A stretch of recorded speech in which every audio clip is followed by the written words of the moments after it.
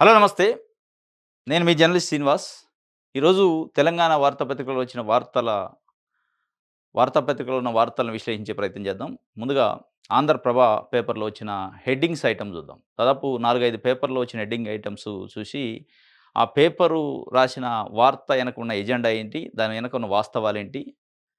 ఆ వార్తలో ఉన్న రాజకీయ కోణం ఏంటి? ప్రజల కోణం ఏంటి? సమస్య పరిష్కారమయ్యే కోణం ఏంటి? ప్రజా సమస్యల పైన పత్రికలు ఎలా స్పందిస్తున్నాయి? అనే అంశాలపైన విశ్లేషించే ప్రయత్నం చేద్దాం. ముందుగా 'ఆంధ్రప్రభ' పేపర్‌లో ఉచిత పథకాలతో డేంజర్ బిల్స్ అని నిన్న తెలంగాణ హైకోర్టు చెప్పింది. అంటే షాదీ ముబారక్, కళ్యాణ్ లక్ష్మి పథకాలని నిలుపుదల చేసింది. స్టే ఇచ్చింది.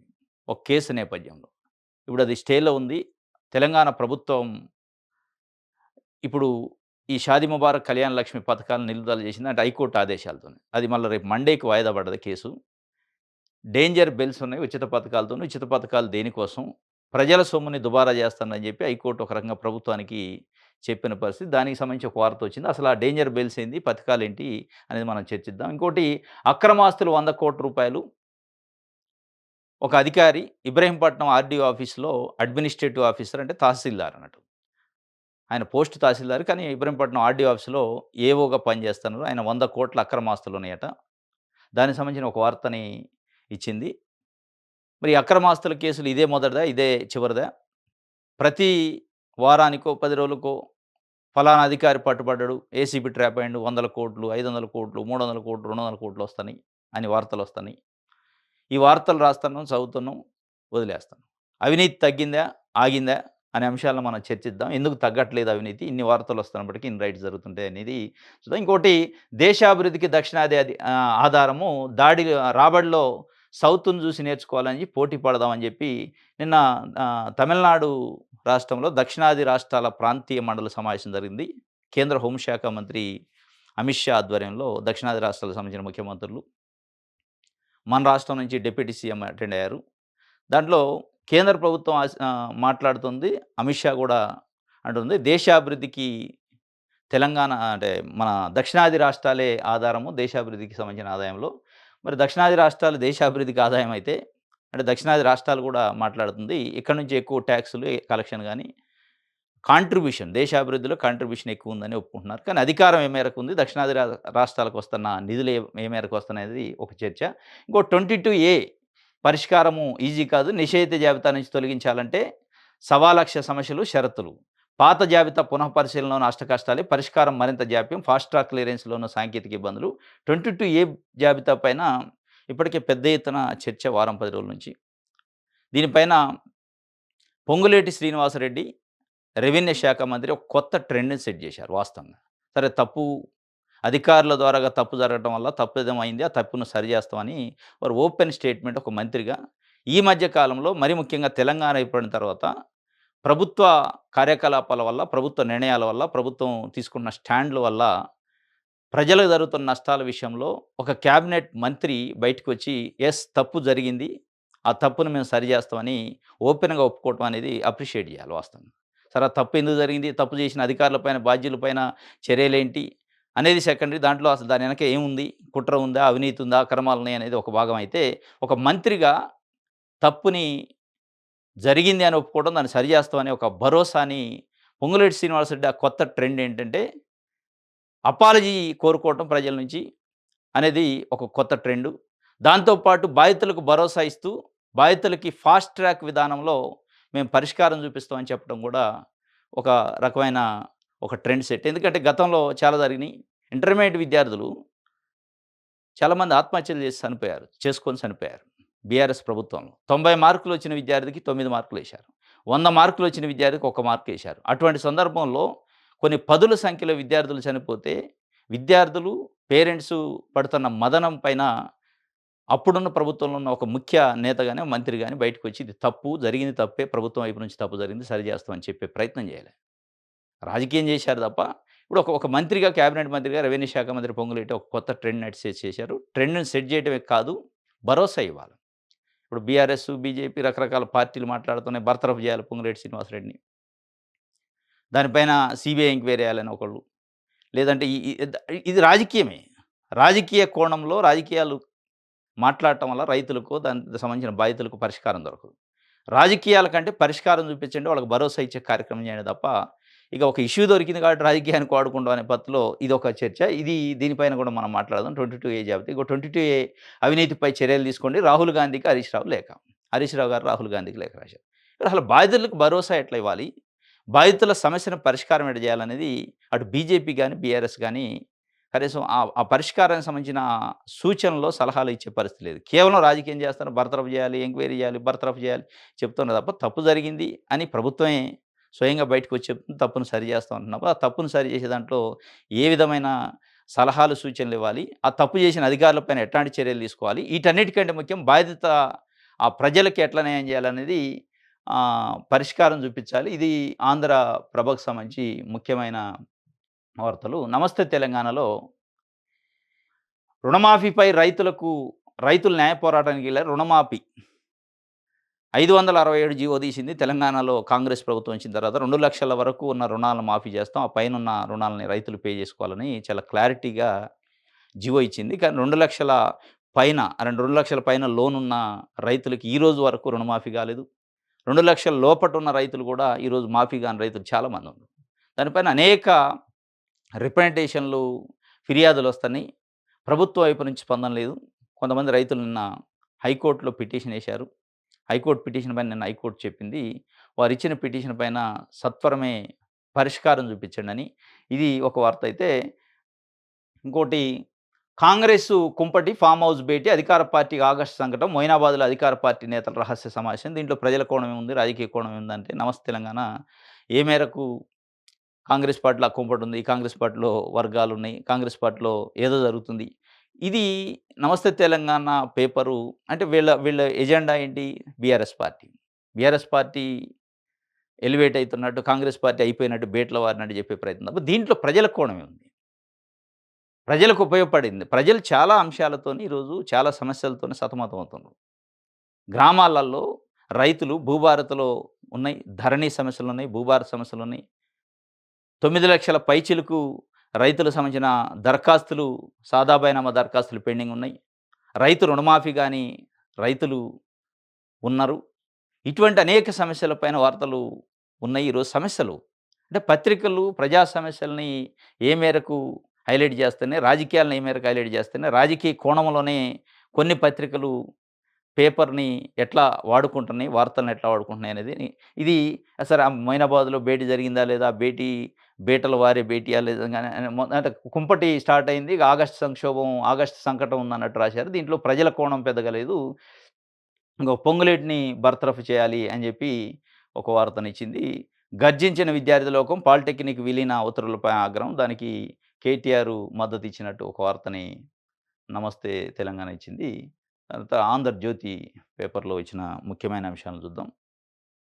ఆంధ్రజ్యోతిలో దేశాభివృద్ధికి దక్షిణాది రాష్ట్రాలే మూలస్తంభాలని చెప్పి వీటి ప్రగతి నీటిపైన ఆధారపడిందని అమిత్ షా చెప్పిండు. ఇది కే దక్షిణాది రాష్ట్రాల సంబంధించిన ముఖ్యమంత్రుల సమావేశంలో వారు చెప్పిన మాటని ప్రధానంగా హైలైట్ చేసింది ఆంధ్రజ్యోతి పేపరు. ఇక మిగతా ఈ రైతు రుణమాఫీకి సంబంధించి హైకోర్టులో పిటిషన్ ఏసింది ఇవ్వలేదు. 22A జాబితా పైన కూడా పెద్దగా లోతుగా వార్తలు ఇచ్చినట్టు లేదు. ఇప్పుడు సాక్షి పేపర్‌లో రైట్. సాక్షి పేపర్‌లో రగులుతున్న 22A జాబితా, నిషేధిత భూములపైన కొనసాగుతున్న రాజకీయ రచ్చ అని చెప్పి ఒక వార్తనిచ్చారు. సేమ్ దక్షిణాది రాష్ట్రాలకు సంబంధించిన మీటింగ్‌కి సంబంధించిన ఒక వార్తని బ్యానర్ ఐటెమ్‌గా ఇచ్చారు. ఇంకోటి అతి కీలకమైన తెలంగాణ కాదు 2 తెలుగు రాష్ట్రాల్లో ప్రైవేట్ స్కూళ్ళల్లో పిల్లల్ని చదివిస్తున్న పేరెంట్స్‌కి సంబంధించిన ప్రధానమైన సమస్య ఫీజుల దోపిడీ. ప్రైవేట్ స్కూల్‌లు అనేక కంప్లెయింట్లు, అవసరమైతే కోర్టుల మెట్లెక్కిన సందర్భాలున్నాయి. కానీ పరిష్కారం లేదు. ఆ దోపిడీ అట్లనే కొనసాగుతుంది. దానిపైన నేను తెలంగాణ రాష్ట్ర ప్రభుత్వానికి సంబంధించిన విద్యాశాఖ, తెలంగాణ స్కూల్ ఎడ్యుకేషన్ డిపార్ట్మెంటు ఆన్‌లైన్‌లో కంప్లెయింట్ రైజ్ చేసి ఒక సిస్టాన్ని తెచ్చింది. దాని పేరు Telangana private schools complaint monitoring system అని దాని పేరు పెట్టారు.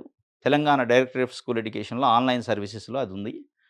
దాంట్లో దానికి సంబంధించిన ఒక వార్తని ప్రైవేట్ స్కూళ్ళ పైన ఫిర్యాదు చేయొచ్చు అన్నారు. మరి ఇప్పటివరకు చేయటానికి లేదా? ఇప్పటివరకు కూడా చేయటానికి ఉంది. ఆన్‌లైన్‌లో లేదా? ఆఫ్‌లైన్‌లో ఉంది. మరి ఆఫ్‌లైన్‌లో చేసిన ఫిర్యాదుల పైన ఇప్పటివరకు ఉన్న చర్యలేంది? ఏ ప్రైవేట్ స్కూల్ సీజ్ చేశారు? ఏ ప్రైవేట్ స్కూల్‌లో అక్రమాలు, అవినీతి చేస్తున్నారు? ఆ చేసే దానిపైన వచ్చిన కంప్లెయింట్ పైన మీరు ఇప్పటివరకు తీసుకున్న చర్యలు ఏందంటే ఏం లేదు, శూన్యం. ఇప్పుడు కంప్లెయింట్ చేసే మెకానిజం లేకనో, కంప్లెయింట్ చేయడానికి చట్టాలు లేకనో, లేదంటే ప్రైవేట్ స్కూల్‌ని కట్టడి చేయడానికి జీవోలో, చట్టాల్లో నిబంధనలు లేకనో కాదు. వాటిని పాటించాల్సిన, వాటిని మానిటర్ చేయాల్సిన అధికారులు, అధికార యంత్రాంగం అలసత్వం. చాలా చట్టాలున్నాయి. చాలా కఠినమైన నిబంధనలున్నాయి. నిబంధనల్ని అమల్లో పెట్టాల్సిన అధికారులు అలసత్వంతో నిద్రపోతున్న పరిస్థితి. దానివల్ల ఇప్పుడు కంప్లెయింట్ సరే సంతోషం, ఆన్‌లైన్‌లో కంప్లెయింట్ రైజ్ చేసే సిస్టమ్ తెచ్చారు. దాన్ని ట్రాక్ చేసుకోవచ్చు, ఇదంతా ఉంది. కానీ కంప్లెయింట్ చేయటం ఒక భాగం అయితే, కంప్లెయింట్ తర్వాత జరగాల్సిన చర్యల విషయంలోనే ఇక్కడ సందిగ్ధత ఉంది. ఇదొక వార్త ఇచ్చారు. దీనిపైన మనం మాట్లాడదాం. ఇది సాక్షి పేపర్‌లో ఇచ్చిన వార్త. రైట్. దిశ పేపర్‌లో రైట్. రాష్ట్రం అప్పుల వివరాలేండి. ఉద్యోగులు, రైతులు మనుషులే కదా! కోర్టును రాజకీయ వేదికగా మార్చొద్దు అని జెప్పి, అదే ఇప్పుడు షాదీ ముబారక్, కళ్యాణ్ లక్ష్మి దానికి సంబంధించిన స్టేకి సంబంధించిన కేసు విచారణ సందర్భంలో నిన్న జెప్పింది. రాష్ట్రానికి సంబంధించిన అప్పుల వివరాలు ఇయ్యండి అని కోర్ట్ అడిగింది. 22A versus 300A. 22A అనేది నిషేధ జాబితా, 300A అనేది ఆర్టికల్. ఆర్టికల్ 300A ప్రకారం ఒక మనిషి, ఒక వ్యక్తి ప్రాథమిక హక్కు, అతని ఆస్తికి రక్షణ కల్పించడం ప్రభుత్వం బాధ్యత. అతని ఆస్తికి రక్షణ కల్పించలేని పరిస్థితిలో ప్రభుత్వమే దాన్ని 22A జాబితాలోకి తీసుకుపోయి, వారి యొక్క హక్కుని త్రిశంకు స్వర్గంలో నెట్టింది ప్రభుత్వం. ఆ ప్రభుత్వం ఇప్పుడు సారీ జెప్పింది. అధికారులు తప్పిదం అన్నది. ఆ తప్పిదం చేసిన అధికారులపైన ఏ అధికారిపైన చర్య తీసుకున్నంత వరకి క్లారిటీ లేదు. సరే, ఆ చర్యలు దానికంటే కూడా అతి ముఖ్యంగా ఇప్పుడు కావాల్సింది, ఇప్పుడు మనకి ఆ భరోసా, ఆ బాధితులకు భరోసా ఇవ్వటం అనేది కావాలి. ఇది ఒక వార్త దిశకి సంబంధించి. రైట్. వెలుగు పేపర్‌లో చూద్దాం. డీలిమిటేషన్‌తో మా గొంతు నొక్కొద్దు. సదరన్ జోనల్ మీటింగ్‌లో దక్షిణాది రాష్ట్రాల సీఎంల సమావేశంలో డీలిమిటేషన్‌తోని దక్షిణాది రాష్ట్రాల గొంతు నొక్కొద్దని దక్షిణాది రాష్ట్రాలకు సంబంధించిన సీఎంలు అమిత్ షా దృష్టికి తీసుకుపోయినట్టు ఆ దక్షిణాది రాష్ట్రాల మండలి సమావేశంలో చెప్పినట్టు ఒక వార్తని ఇచ్చారు. ఇది ప్రధానంగా వెలుగు పేపర్ ఇచ్చారు. ఇది మొత్తానికి తెలంగాణ వార్తాపత్రికలో వచ్చిన ప్రధానమైన వార్తల్లో 22A జాబితా, రైతు రుణమాఫీ పైన హైకోర్టులో కేసు, షాదీ ముబారక్, కళ్యాణ్ లక్ష్మి పైన స్టే కొనసాగింపు, దీంతో పాటు దక్షిణాది రాష్ట్రాల సమావేశంలో డీలిమిటేషన్ పైన మా గొంతు నొక్కొద్దు, డీలిమిటేషన్‌తోనని దక్షిణాది రాష్ట్రాలు చెప్పడం. ఇది చూస్తే ముఖ్యంగా 22A జాబితా ఏంటి? 22A జాబితా పైన రెవెన్యూ శాఖ మంత్రి బయటకొచ్చి భరోసా ఇచ్చిన పరిస్థితి. మొట్టమొదటిసారి ఒక క్యాబినెట్ ర్యాంక్ మంత్రి తప్పు జరిగింది, సరి చేస్తామని చెప్పడం. ఇది వాస్తవంగా అప్రిషియేట్ చేయాలి. ఎందుకంటే ఒక యాక్సిడెంట్ జరిగింది. అది యాక్సిడెంటలా, కుట్ర, దాని వెనక ఏముందో పక్కన పెడితే, అక్కడ గాయాల పాలై దెబ్బలు తగిలి ఒక మనిషి ఉంటే, ఆ మనిషిని ప్రాథమికంగా మొత్తం వ్యవస్థ ప్రాథమిక లక్ష్యం ఏంటి? ఆ మనిషిని తీసుకుపోయి హాస్పిటల్‌లో జాయిన్ చేయించి ప్రాణాలు కాపాడాలి. అది ప్రాణాలు కాపాడకుండా ఆ మనిషిని అక్కడే పెట్టేసి, నువ్వంటే నువ్వని రాజకీయం చేస్తే, ఆ మనిషి ప్రాణాలు పోయే పరిస్థితి. ఇప్పుడు సేమ్ 22A జాబితాలో ఉన్న బాధితుల పరిస్థితి కూడా అదే. ఇప్పుడు ప్రభుత్వం, రెవెన్యూ శాఖ మంత్రి బాధితులను ముందు కాపాడదాం. తర్వాత బాధ్యులెవరు, బాధ్యుల పైన చర్యలు ఎట్లుండాలి, బాధ్యత అసలు దీని వెనక జరిగిందేంటి అనేది ఎంక్వైరీ చేస్తే తేలిద్ది. ఇప్పుడు బీఆర్ఎస్, బీజేపీ పార్టీలు ముందు బర్తరఫ్ చేయాలి, ఎంక్వైరీ చేయాలి, సీబీఐ ఎంక్వైరీ చేయాలి. ఆ 22A జాబితాలో ఉన్న బాధితులను పక్కన పెట్టేశారు వాళ్ళు. కేవలం రాజకీయం మాత్రమే చేస్తున్నారు కోణం రైతుల్లో చర్చ జరుగుతుంది. వాళ్ళకి కావాల్సింది ఇప్పుడు రాజకీయాలు కాదు. తప్పెవరు చేశారు?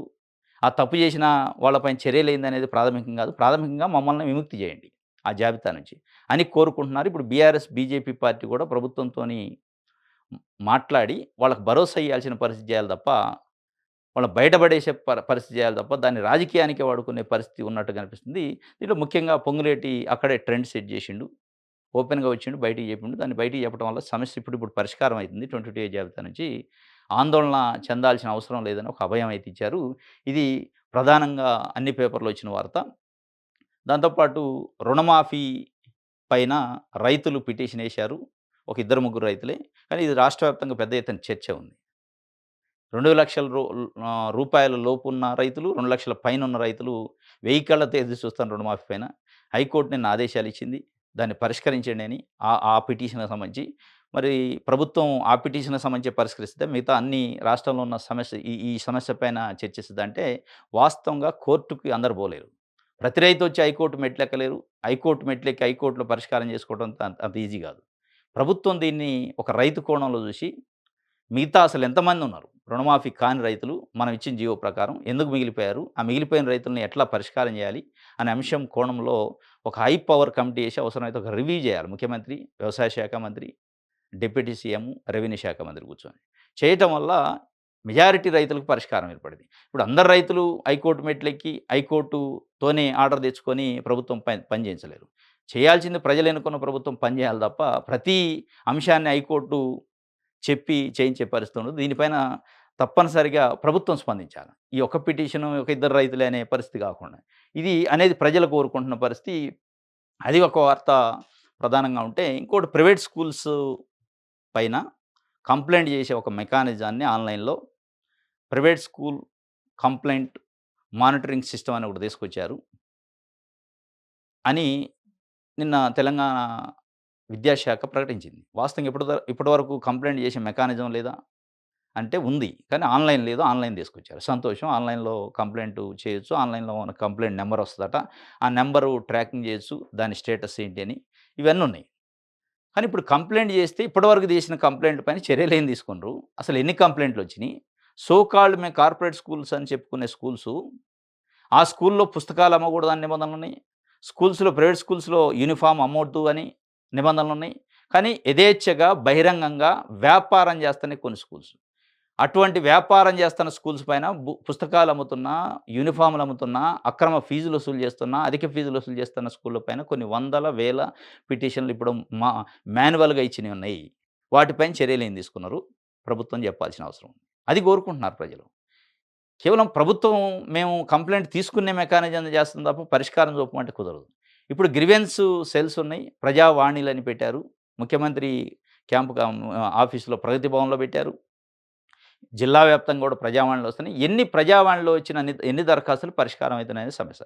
సేమ్ ఇది విద్యాశాఖలో కూడా అదే. ఆన్‌లైన్‌లో రేపటి నుంచి రైజ్ చేస్తారు కంప్లెయింట్లు. ఒక నంబర్ ఇస్తారు. ఆన్‌లైన్‌లో చూసుకుంటారు. ఏంటి అక్కడ సమాధానం ఉండదు. ఈరోజు సోకాల్డ్ హైదరాబాద్ లాంటి ప్రాంతాల్లో కొన్ని వందల, వేల స్కూళ్ళు అడ్డంగా అక్రమాలు చేస్తున్నాయి. ఇక్కడే హైయర్ ఎడ్యుకేషన్ ఆఫీసులుంటాయి. హైయర్ అఫీషియల్స్ ఇక్కడే ఉంటారు. రాష్ట్ర రాజధాని కూతవేటు దూరంలోనే ప్రభుత్వ కార్యాలయాలు ఉంటాయి. డీఓ ఉంటాడు, ఆర్‌జేడీ ఉంటాడు, డైరెక్టర్ ఆఫ్ స్కూల్ ఎడ్యుకేషన్ ఉంటారు. వాళ్ళకు కొన్ని వందల కాల్స్ వస్తాయి, కంప్లెయింట్లు వస్తాయి, చర్యలు తీసుకోరు. తీసుకోవాల్సింది కంప్లెయింట్ కాదు. తీసుకున్న కంప్లెయింట్ పైన చర్యలు తీసుకోవాలి. చర్యలు తీసుకొని బాధ్యులకు భరోసా ఇవ్వాలి. ఎవరైతే ఆ అక్రమాలు చేశారో వాళ్ళపైన చర్యలు తీసుకోవాలి తప్ప, ఏదో కంప్లెయింట్ తీసుకోండి మేము కొత్త మెకానిజం తీసుకొచ్చినామంటే అది పరిష్కారం తీసుకొచ్చే వ్యవహారం కాదు. ఇది ఈరోజు వచ్చిన ప్రధానమైన ముఖ్యమైన వార్తలకు సంబంధించి ఆహ్, రైట్. ఆ! ఇంకోటి కళ్యాణ్ లక్ష్మి, షాదీ ముబారక్‌కి హైకోర్టు స్టే ఇచ్చింది. ఆ స్టేని మళ్ళా మండే వరకు కొనసాగిస్తుంది. ఈ ఈ మధ్య కాలంలో కోర్టులు అంటే డైరెక్ట్‌గా ఎగ్జిక్యూటివ్ వ్యవస్థలోకి, కార్యనిర్వాహక వ్యవస్థలోకి ఇన్వాల్వ్ అయ్యి డైరెక్ట్‌గా ఏ అధికారిని ఎక్కడ ఉంచాలి? ఈ అధికారిని తీసేయండి, మార్చండి. లేతే ఈ స్కీమ్‌ని ఆపండి. ఈ స్కీమ్ ఎందుకు తీశారు? అనేది ఎందుకు తెస్తుందంటే కొన్ని ప్రభుత్వం వైపు నుంచి కూడా తీసుకునే చర్యలు, పెడుతున్న స్కీమ్స్‌లో క్లారిటీ లేని పరిస్థితి. ఇప్పుడు దీనికెందుకు కోర్టు ఈ ఈ ఈ ఈ స్థాయిలో అబ్జెక్షన్ చెప్తుందంటే దీనికి చట్టబద్ధత లేదు. శాసనసభ ఆమోదం లేదు. కళ్యాణ్ లక్ష్మి, షాదీ ముబారక్ తీసుకొచ్చిన దాంట్లో శాసనసభలో ఆమోదం తీసుకొని చట్టబద్ధత తీసుకొచ్చి పెడితే బాగుండేది. అంటే ఆ స్కీమ్‌ని మధ్యలో మిడిల్‌లో ఒకళ్ళు ఆపినా రేపు ప్రజలు ప్రశ్నించే హక్కు లేదు. ఒక రాజకీయ పార్టీగా, ఒక ప్రభుత్వం రాజకీయ పార్టీగా ఇచ్చిన హామీని అమలు చేసే పద్ధతి, హామీని అమలు చేయకపోతే కోర్టులలో ఛాలెంజ్ చేసే పరిస్థితి ఉండదు చట్టబద్ధత లేకపోతే. కోర్ట్ అదే చెబుతుంది. చట్టబద్ధత లేని స్కీమ్స్ ఎందుకు పెట్టారు? దాంతోని ప్రజల డబ్బుని దుర్వినియోగం ఎందుకు చేస్తున్నారు? చట్టబద్ధత మీన్స్ శాసనసభలో బిల్లు చేయాలి, బిల్లు పెట్టాలి, చట్టం చేయాలి. చట్టం చేస్తే శాసనసభలో ఉన్న మెజారిటీ ఎమ్మెల్యేలు దానికి మద్దతు ఇస్తే దానికి మెజారిటీ ప్రజల మద్దతు ఉన్నట్లు లెక్క. ఇప్పుడు ఆ మెజారిటీ ప్రజల మద్దతు లేని స్కీమ్‌గా దాన్ని నిలుపుదల చేశారు. దానికి సమాధానం ప్రభుత్వం ఏం చెప్పిందో చూడాలి.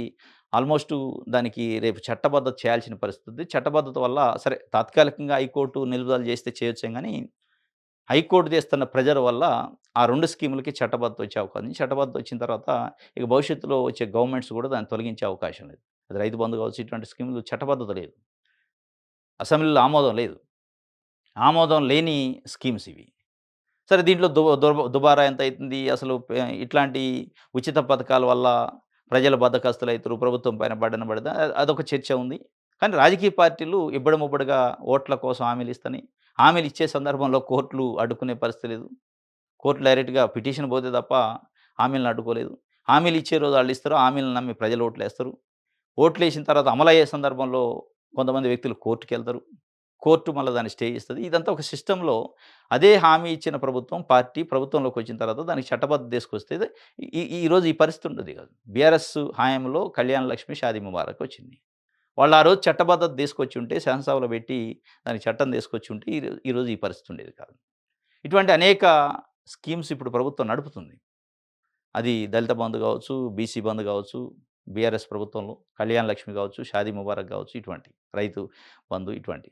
వీటికి చట్టబద్ధత తీసుకురావాలి. చట్టబద్ధత తీసుకురావాలంటే దానికి చాలా ప్రక్రియ ఉంటది, డిబేట్ ఉంటది. దీంట్లో ప్రజలకు ఉపయోగం ఎంత? ఏ ప్రజలకు ఉపయోగం? ఏంటి అనేది చర్చ ఉంటది కాబట్టి మరి దాన్ని తీసుకురాని పరిస్థితి అనేది ఇది ఆంధ్రప్రభకు సంబంధించి రైట్. ఇది ఈరోజు న్యూస్ అనాలిసిస్‌లో ముఖ్య వార్తలకు సంబంధించిన అంశాలు. రేపటి తాజా వార్తలతోని తిరిగి కలుసుకుందాం. Thank you.